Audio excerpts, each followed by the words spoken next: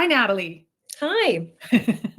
Welcome, everyone, to the You Are Inevitable Season 2 podcast, where we dive deep into our inner spaces of our mind to try to tap into our inner resources. You're here with me, Kathleen Seeley, and Natalie, Alexia. We call ourselves two seasoned coaches together with about 60 years combined experience, if you can imagine. Wisdom, spiritual acumen, academic study, a love for laughter, moms, friends, coworkers, all those things. Anyway, we're here to hopefully challenge your perspective, provide you with some insight, maybe to inspire you into your own version of success. Success is a very personal thing. So get ready for some unscripted, very unscripted, hopefully disruptive conversations. We're really hoping to just give you a new sense of self-confidence, insight, so you can pursue your purpose more clearly. And remember, you are the architect of your own life. And with tools and open mindset, you are indeed inevitable. Before we dive in, it's always helpful if you subscribe or like. And if you want to make our day, leave a comment, a favorable comment, ideally. So your support helps us reach more people. We've kind of been off the podcast zone for a while, missed it. So we have a 3-session series, and then later on watch for a 10-part series in leadership. So we're took a bit of a break, back into it. So good to be here. And today we're going to dive into how the stories we carry can either diminish or enhance our life experiences. How you see the world profoundly impacts the way you do your life. We're going to explore some common limiting stories or beliefs that people have and share some insights on how you can add dimensionality to that belief and kind of disrupt those inner narratives to write some new stories. So without any further ado, Natalie, how are you? And let's get into it. I'm good. I'm excited to be back here, actually, and to be having these conversations with you. I know that we both always end up expanding our thinking just through being in conversation around these things. So I'm happy to be here and excited to see everyone who's decided to join us. So yes, Kathleen, let's get this started. I am curious to know how the stories we tell ourselves shape our perception and also how we interact with the world around us. What do you think? Well, anyone who spent more than 5 minutes with us knows we talk a lot about stories, and I've already said it once, but how you see the world profoundly impacts the way you do your life.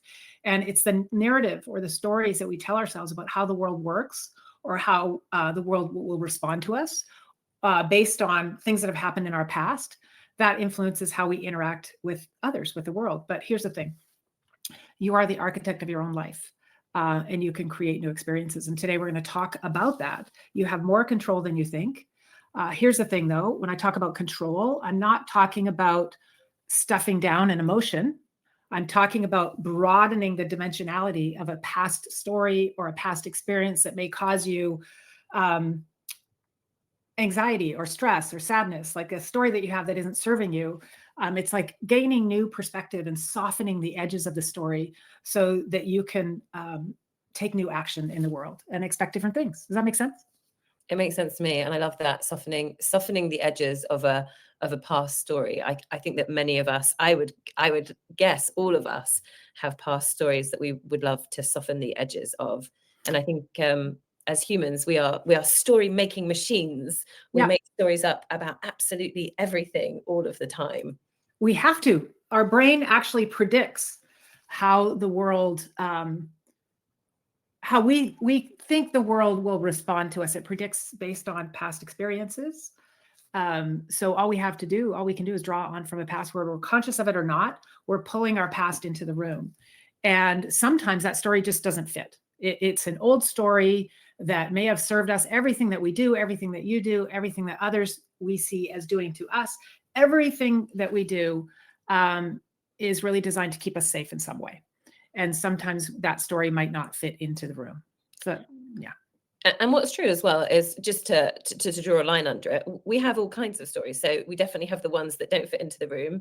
I'm sure we all have some awareness that we have the ones that are disruptive. And then we also have the ones that are empowering to us.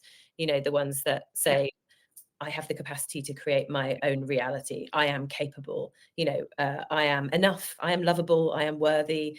We might not have all of them, but most of us have some selection of empowering stories, which also have an impact in the way we experience our life and the world around us. It's like these patterns are programmed into us, and we don't even notice them anymore. So if we're kind of experiencing a lot of stress or tension or fear, we might have a program running in there that we forgot we installed it on the computer, on the hard drive.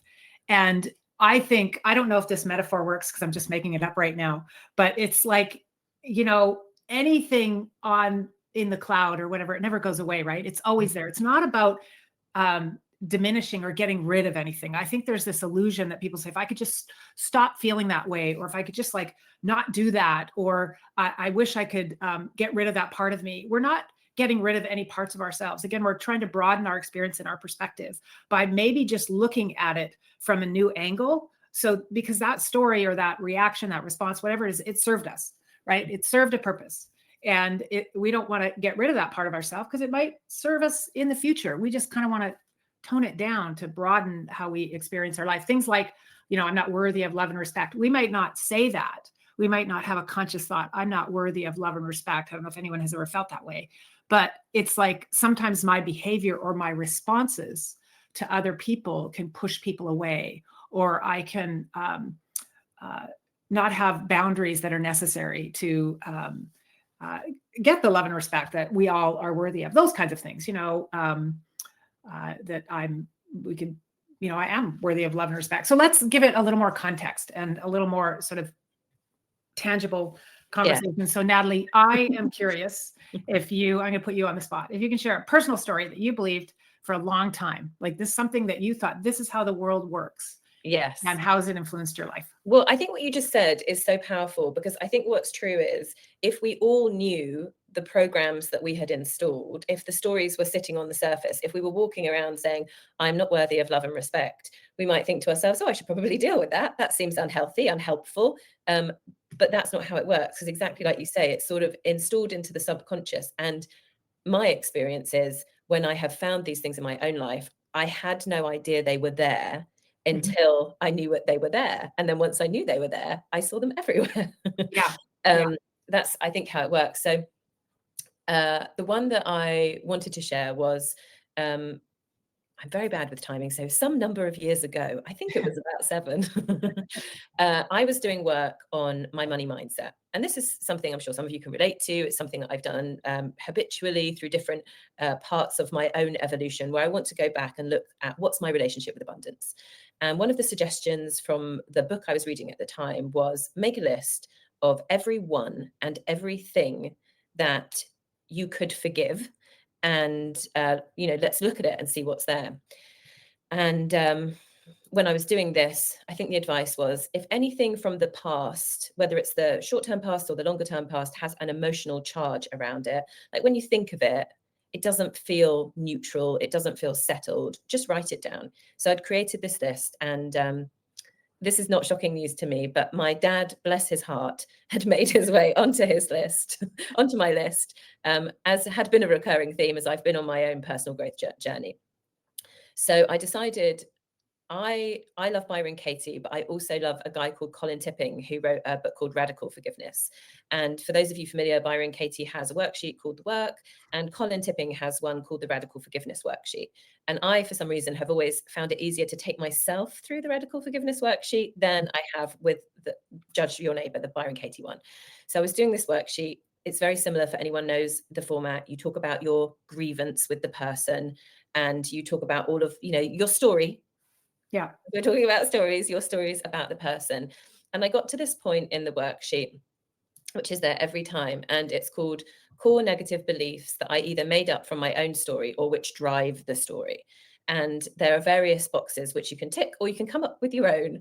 And as I was going through it, having written out the worksheet, the one that came up for me was, life's not fair. And I thought, oh my God, like I was really, really shocked, because I would never have thought of myself as a victim. I would consider myself to be an upbeat, outgoing, positive person. And I thought, is that really true? Is this story, this belief under this story, is that I think that life's not fair? And I felt so interested about that, curious about myself. And I sort of sat with it, over the following days and the weeks. And the more I sat with it, this life's not fair, the more I could see all of these stories from my life that I felt were connected to that belief. And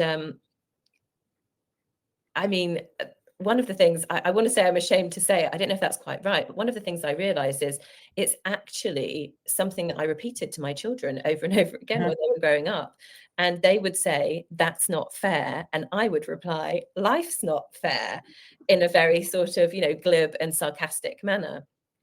And I was actually I was really at a rock bottom place in my life when all of this was going on. I had previously been living in the US. I had lost my US visa.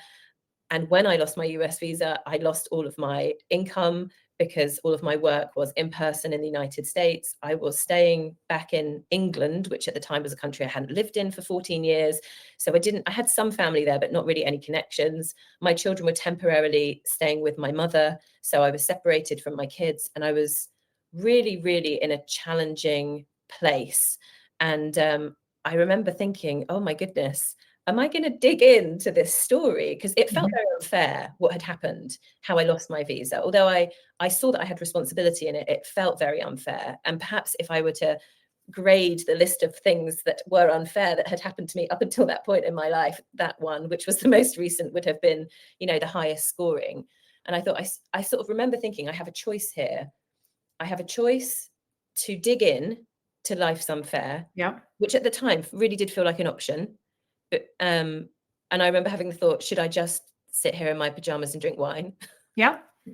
I mean, and just really think about how terribly unfair life is. Or is this the moment when the sort of rubber meets the road of, for me at that point, what was probably over 15 years of being on my personal growth journey, my spiritual journey?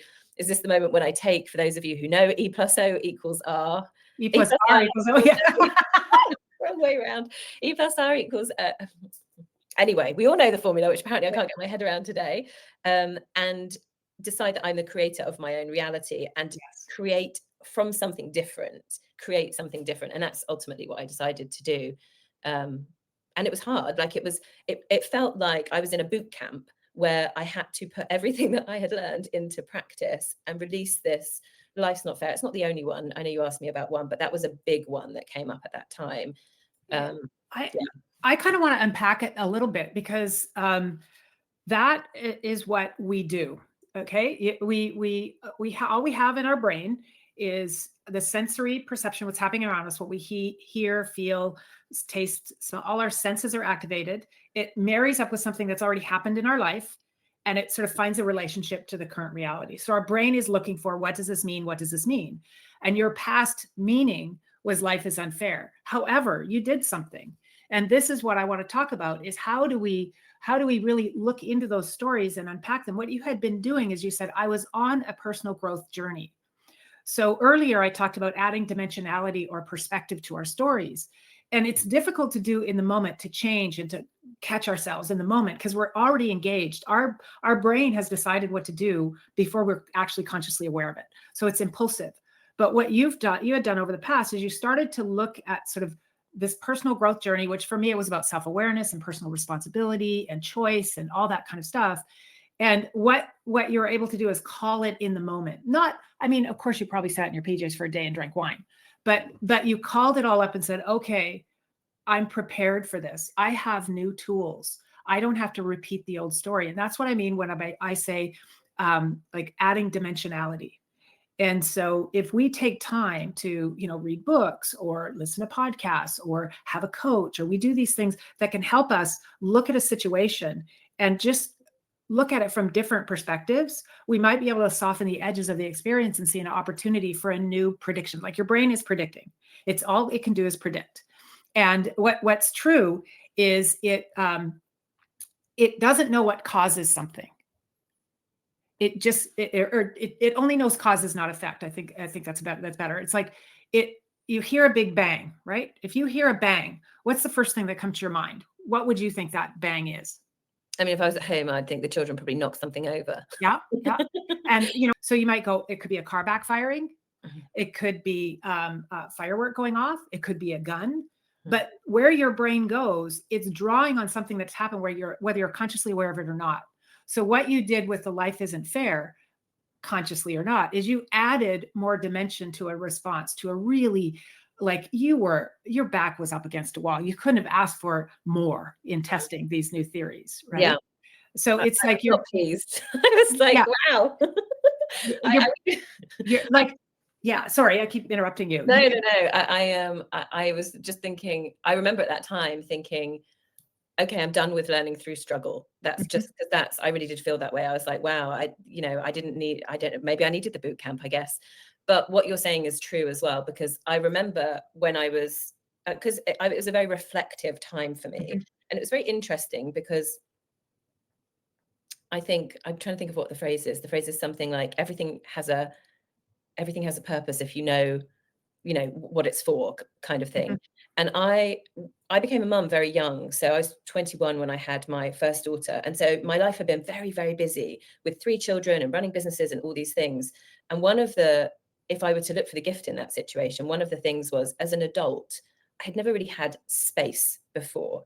And so it was a time of a lot of action, but it was also a time of a lot of reflection for me. And when I was thinking and like spotting, as like I said before, I had no idea the story was there, but once it was brought to the surface, I could begin to see these places where it had been everywhere. But also for me, when you talk about adding dimension, I think as I looked at those moments when I felt that story had been true, there was some recontextualizing that was happening, because I was like, oh, well, what if I was looking, not consciously, I didn't journal it, there wasn't a process, but I think there was some aspect of like, what if I were to look at what happened and just for a moment put life's not fair over here?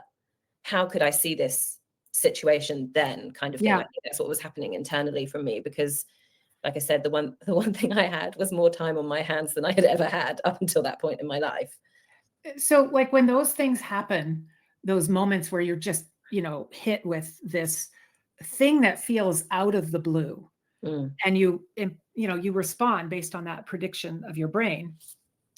And if you don't have a lot of, I don't know, the word of the day today is dimensionality, like just finding other ways to look at it.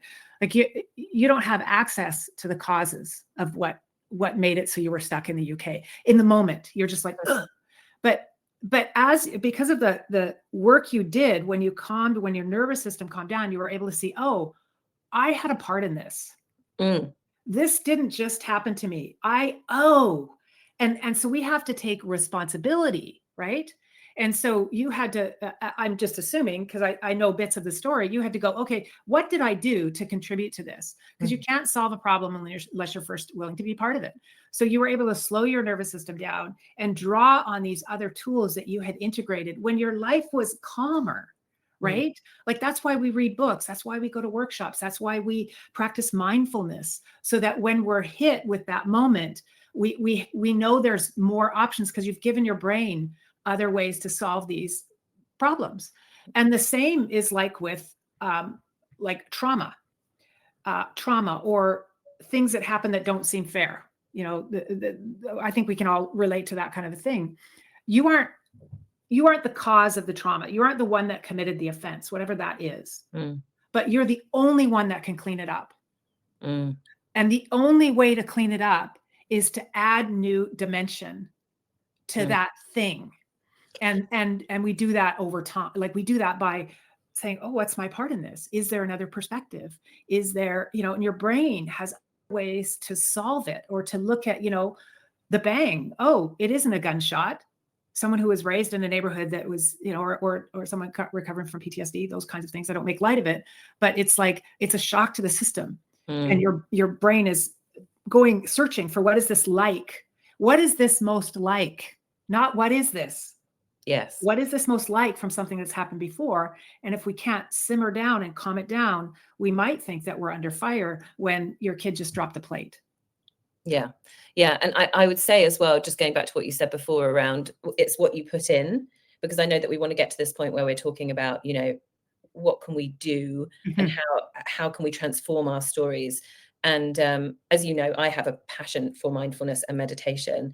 And I was so grateful at that time, because what I'm learning now, as I have stepped into this last year, looking at more of the somatic coaching, is I've had a much bigger education on the nervous system, which pairs so beautifully with the mindfulness piece. Mm-hmm. And so what I understand now is when something happens to us like that, which we have all had those moments when, you know, the shit hits the fan in life, Yes, yes. and our nervous system is activated, and we go into this fight, flight, freeze, fawn response. Something happens. Mm-hmm.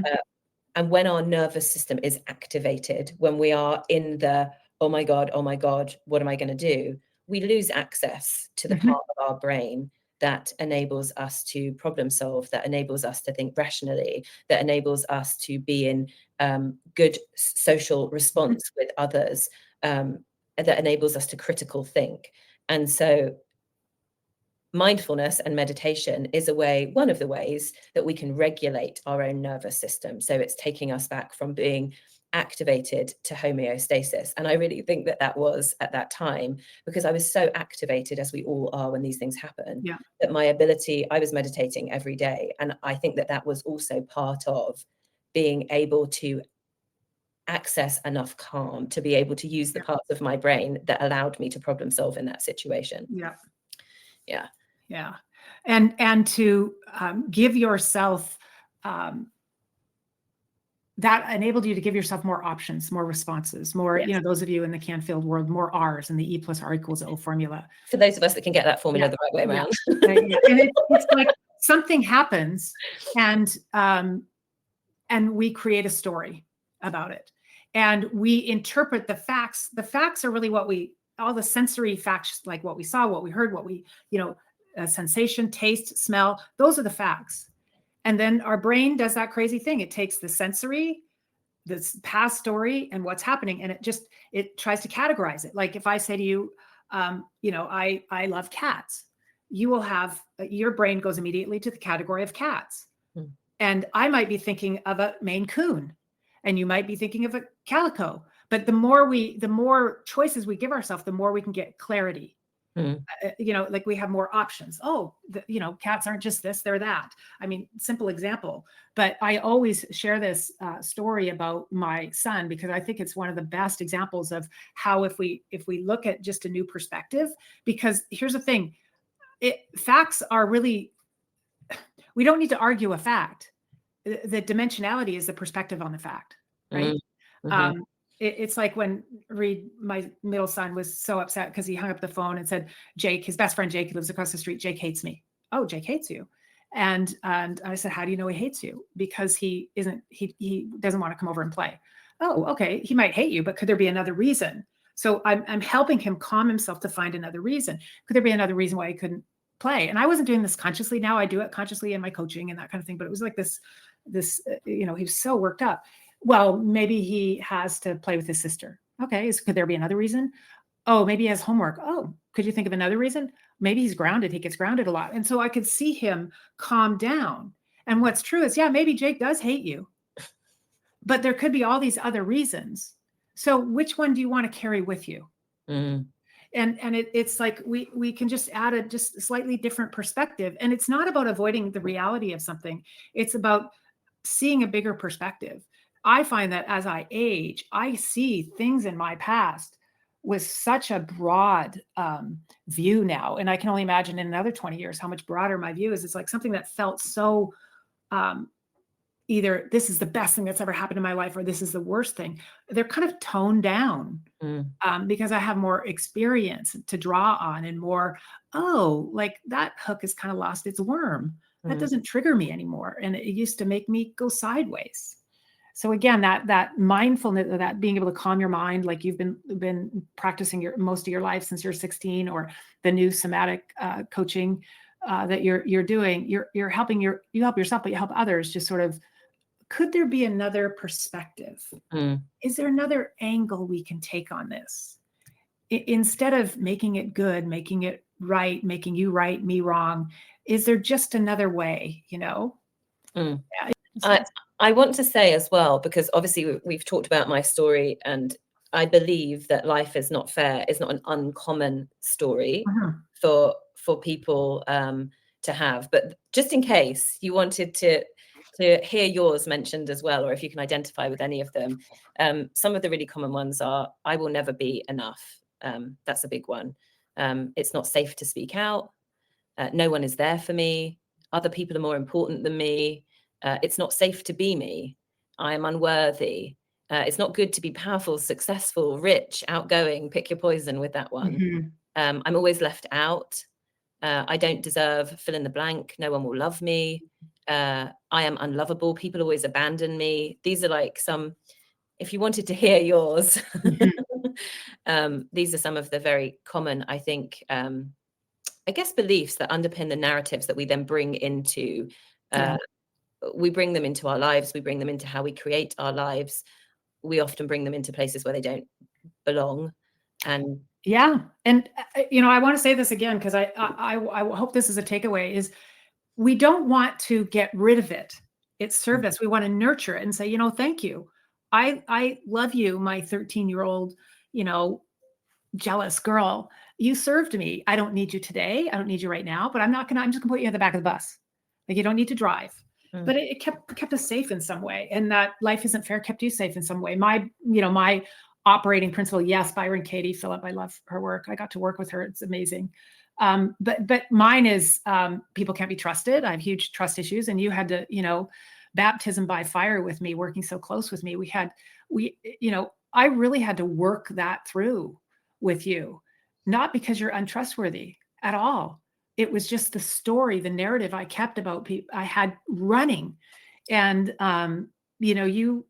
you pushed back, but you also held space for me to say, oh, this doesn't belong here. And it doesn't mean we didn't have to build trust, but I was so trust averse. And now it's so interesting how I feel I'm discerning, but I'm more trusting of people because I trust myself more. And that's the key. I trust my intuition more. I trust, like, if I'm a reliable partner, if I'm someone you can count on, I'm certainly not a unicorn. There's other people. So I had to soften the edges of that. And it's really served me because, like, I feel like our team is really trusting and really open. And so let's I just want to comment as well and just say I love that you brought in this piece around it's not about getting rid of, because I think that is something, if I could just get rid of the story, if I could just get rid of the part of me that, if I could, and I think in that lack of acceptance, what is it? I think this is a Jackism. What we resist persists. Yeah. For as long as we are resisting these parts of ourselves, it tends to go with that stuffing energy. I don't want to be someone who thinks life is unfair. I don't want to be someone who doesn't trust other people. I don't want to be someone who thinks I'm unlovable. If I just push it down hard enough and pretend it's not there, it will probably go away. And I think what's true is in what you said then, Kathleen, with the trusting, is like being willing to own it and being willing to hold space for it having been and continue to be a part of you. I think that softness that you describe is what happens. And that's what happened to me really with that Life is Unfair. When I saw it, I just thought, and I could have thought, I don't like that. It's like, push it away. I don't get rid of it, force it. But I think in the openness and the curiosity and the willingness to be with it and think, wow, I love it when you say to me, when you think something isn't true, I don't remember what the percentage is, but like, how could this be 1% true? Or how could it be 5% true? What if 1% was true? Because that when you ask that question, wow, what if it's 1% true that I don't really trust people? Or what if it's 1% true that I think life is unfair? Then I can create this openness for me to hold space for seeing it and softening and, as you say, adding dimension to it. Yeah, it's called it's actually well, in the world of neuroscience, it's called variability, emotional variability. We have feelings: mad, sad, glad, or mad, sad, happy, whatever. Like, feelings are big categories, but emotions allow for, well, I'm not really angry, I'm just a little perturbed. Or, I'm not sad, I'm just kind of disappointed. We can, if we increase our like our acumen for ways of interpreting a situation or an event, we can regulate ourselves to not be extreme. And that comes from, again, like reading, trying new things. Like I tried a big new thing this weekend, and what I proved to myself is that I was right. I am not an outdoor concert person, and I am not, it's not my thing. I bought a ticket to this big thing this weekend in Salmon Arm. Thousands of people come to it, called Roots and Blues. I bought the ticket for the whole weekend, and it is clearly not my thing. I had a story that it wasn't my thing. So sometimes we can predict and we're right. But we can't always, everything isn't predictable. Like I said, your brain is a predictive organ. And what you want is a prediction error. That's when you learn something, when you thought something was true and it's not, when you get surprised. And the woman, I love her work, Lisa Feldman Barrett, she says, one way to sort of add dimensionality or like mindfulness is a practice, but it's also like integrating more awe and wonder in your life. Like just be awed by the little things. And then maybe you can bring it into when you're in a meeting with someone that just ticks you off. You might be able to, I wonder, what their perspective is. You might be able to soften it to open yourself up and build your bank of experiences to draw on when you're really triggered. And because it's hard to do in the moment, right? It's hard to, calm down, like just calm down. Yeah, that's how many times has that phrase ever worked in the history of the world when someone said it to you, just calm down? Okay, thanks. Yeah. I'm curious to know, because what I'm hearing you talking about a little bit or sort of moving into is this, there is this slight distinction, right, between assumptions and narratives, which we all have both. Can you speak to that a little bit? Because I heard you talking about you go into the room and Yeah. So the best coaching question anyone is, what are your assumptions about the situation? We have assumptions, we have narratives. And I'm not saying that this is the only way to interpret it, but this is how sort of I see an assumption is just this preconceived notion about the world. I assume this, like a very simple assumption is, when the light is red, I assume people are going to stop. When the light is yellow, I assume people are going to press on the gas.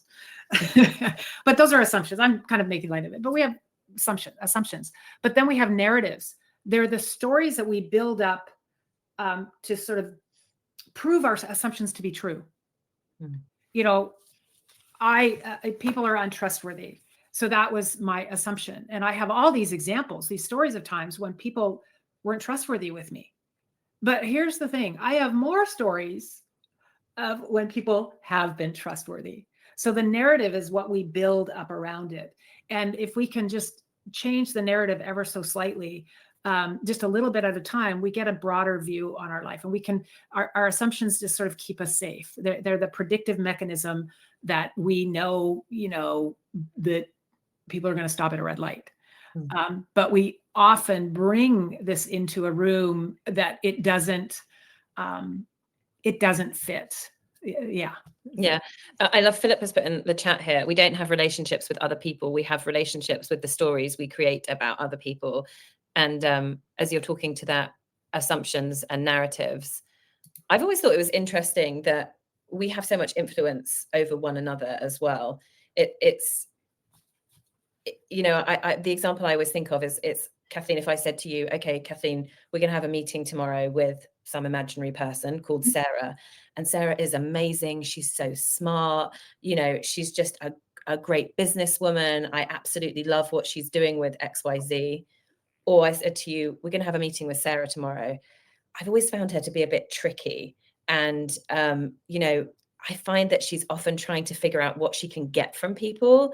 Although I think it's a conversation worth having, but I just want you to be aware of that. Yeah.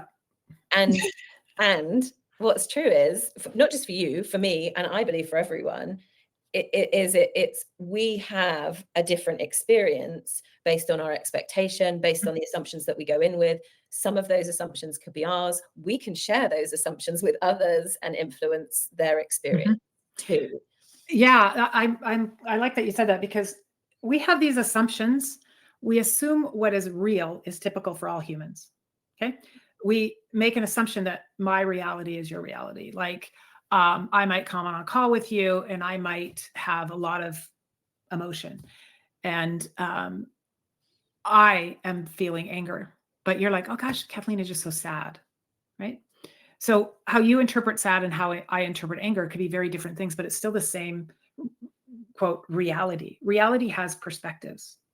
It's not fixed. It has perspectives. So what you did, what you just example you gave are two different things we can do to sort of manipulate reality. Mm-hmm. We could set it up so I'm looking for all those good things. Mm-hmm. We can set it up so I'm looking for the negative things. It takes a very strong mind and groundedness to say, I'm going to meet this person fresh. Mm-hmm. It's hard to not have those stories.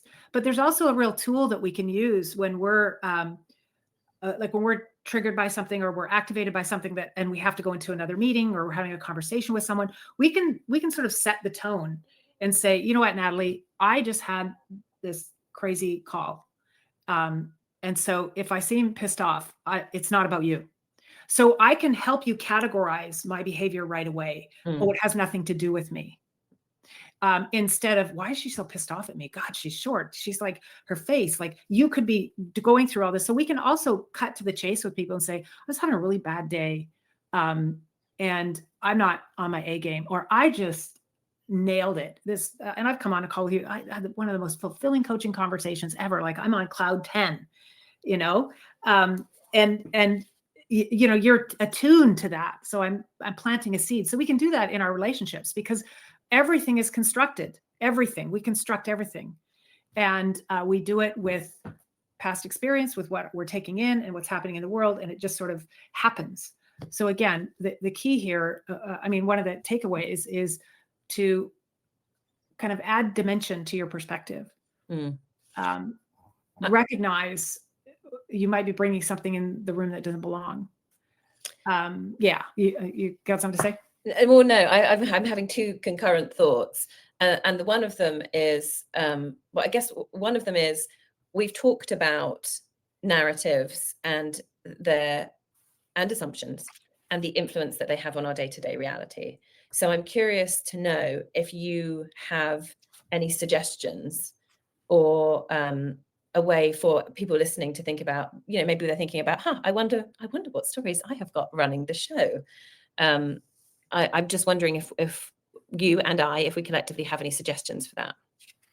Well, I think one of the most useful things that I've learned to do, and I can't say I always do it because I really can get triggered. Like that's why I do this work, is because I'm a target for triggers. But I realize I don't get triggered. I create the trigger in my brain. So is noticing when you have a something happen in your body, or tightening your fist, just to stop and notice what's happening inside of me right now. What's happening? I like this. I don't like this. Find a place for it. And I wonder if there's a new way if there's another way I can look at this. And it's sort of like, you know, how there's an expression, walk a mile in someone else's shoes, that kind of thing, but walk a mile in your multiple shoes that you have, because you can add reasoning to the situation. And as you know, I live in my head. So I was really happy when Lisa Feldman Barrett said, your body does not keep the score. Controversial thought, which is the rabbit hole I'm going down in my studies now, but it is in our mind and we construct it. So just recognizing that your brain is predicting based on a past experience, what it's taking in the moment, it's doing the best it can. And if you can notice, or even before you put yourself in a situation where you might be triggered, learn mindfulness tools. I'm sure you'll talk about that. Recognize situations that can trigger you and try to just rewire your brain for what you're looking for. That's my brain way of working through my triggers. How about you? What do you got? Well, I'm just wanting to acknowledge Philip is coming in hot with the great advice here in the chat. Notice, be curious, be grateful for noticing. Yes. Amen, Philip. Yes, be grateful for noticing. And I haven't gotten to read your comment yet, Isabella. the role of utilizing our inner observer to allow us to step back from the emotional trigger of the moment, often based on assumptions. The moment we shift to observing our situation, feelings, how the body feels, we stop the trip down the rabbit hole. It's like the plus of the E plus R equals O. Yes, it's like what exists. And Kathleen has a fantastic process for that called getting in the gap, which is like what happens between the event and the response, which often dictates the response. I was going to say something far less intellectual than you.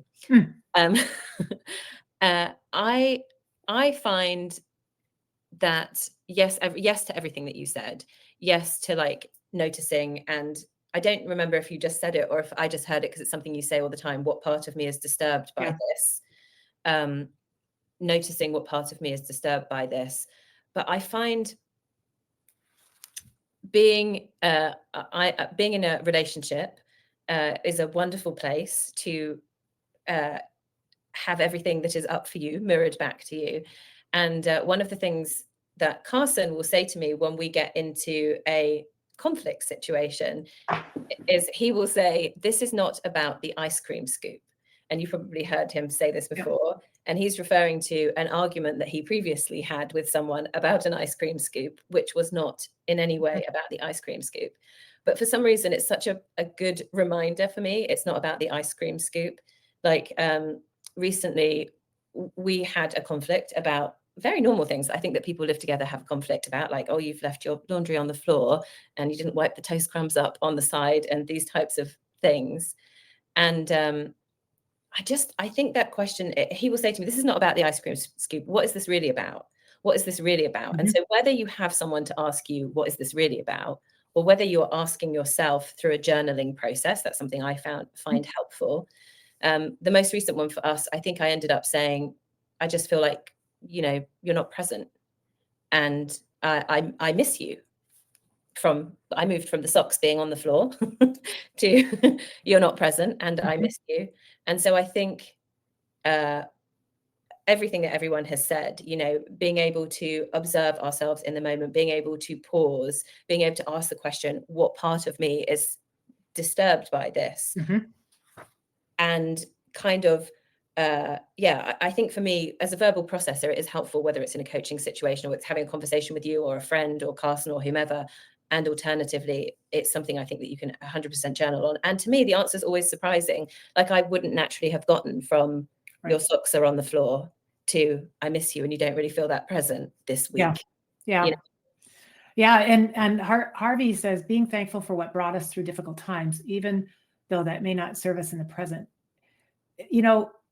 This is what I think this work is all about. It's not about avoiding unpleasant things.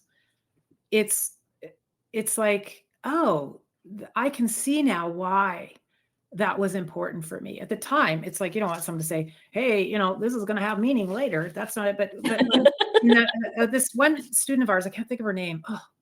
Anyway, would say in the fullness of time, and that stuck with me. It's like, yeah, when this kind of plays out a little bit, I'll be able to find the nuggets, but also to recognize the only way.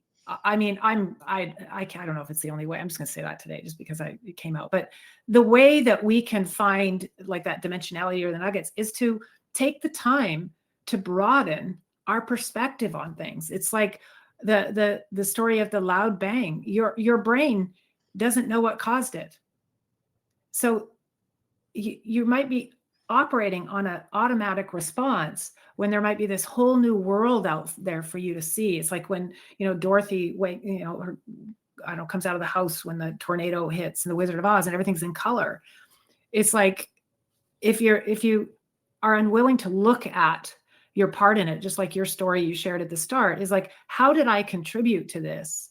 You'll just see the world in black and white, but there's so much dimensionality when we look in color. And it's like many people have heard me say this, and I think it applies here. Like, what's one thing small enough to get done and big enough to matter?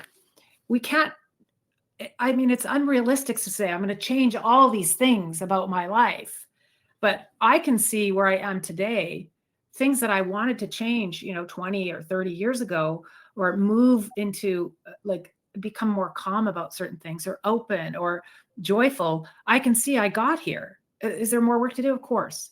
But I heard this new expression and I just love it. And I've been waiting to share it. So whether it fits or not, I'm going to share it because it says the hour cannot move without the minutes and the seconds. Mm. And so we have to look at little ways of shifting our perspective. What if, I think I shared with you before, I have many times because this is something I'm working on. I hold grudges. I hold grudges. And then I'm like, I shouldn't hold grudges. What's true? Well, what's true is I'm holding a grudge. So I'm trying to work on that, is to say, I have this expression, no one is one thing.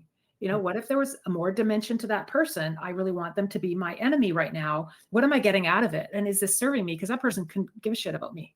They're moving on with their day. They don't care. It's like when someone cuts you off in traffic, that first of all, the traffic doesn't care. That person has moved on. And rather than being angry, you could think, well, maybe their wife is in labor and they had to get to the hospital, or maybe they didn't see me. Instead, we can get so worked into this automatic response that we miss out on the opportunity, going back to the brain as a predictive organ, the opportunity for prediction error. I was wrong about that. I was wrong about you. I was wrong about me. Isn't that wonderful? Because there's so much more to us. I want to bring in here something which I don't know if you're potentially going to disagree with, or you might tell me it's not possible. But as you know, I love A Course in Miracles. And one of the things that is very helpful to me from A Course in Miracles is this expression, I don't know what anything is for. Oh, I love that. Yeah, I don't know what anything is for. And when I feel really perplexed or annoyed or disappointed or something didn't go the way I thought it was going to go, I will try and say to myself, I don't know what anything is for, because there's something about it feels calming, like a balm, and speaks to, I think, everything that you just said with the fullness of time when we look back, but also A Course in Miracles, one of the practices is, what if I could walk into this situation, whatever this situation may be, as a blank page, this concept. What if I could just experiment with leaving my assumptions at the door and walk in and experience this as if I was experiencing it for the first time. And the thing that was coming up as you were talking, I always think it's such a great example because I think it's such a very charged example, is dating. So I know a selection of different people who are single, dating, not dating. I've been single myself, dated, all these types of things.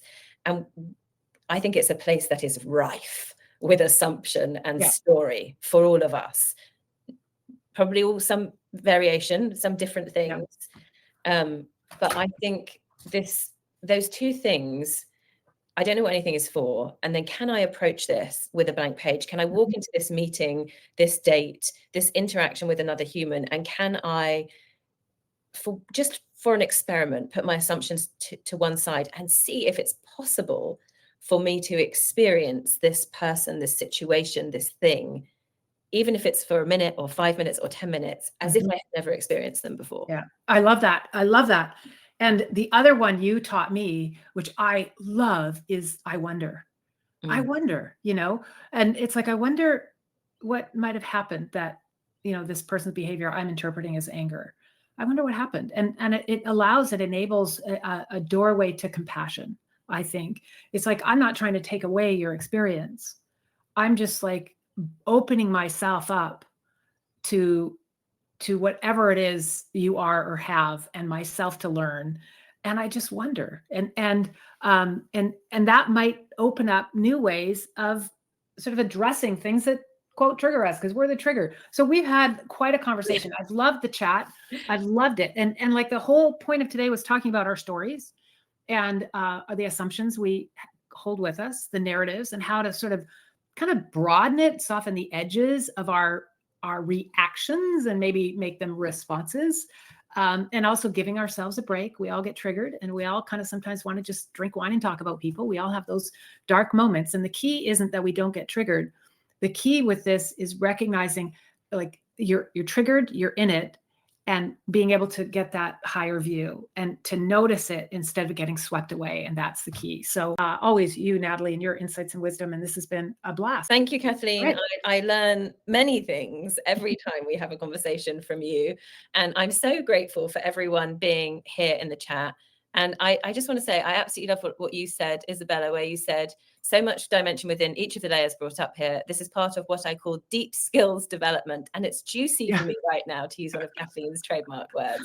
So hopefully I've experienced it as juicy. Hopefully that is, it has been helpful, and yeah, just so wonderful to be here and see everyone. So much fun. All right. We'll see you next week. It was a blast. Bye.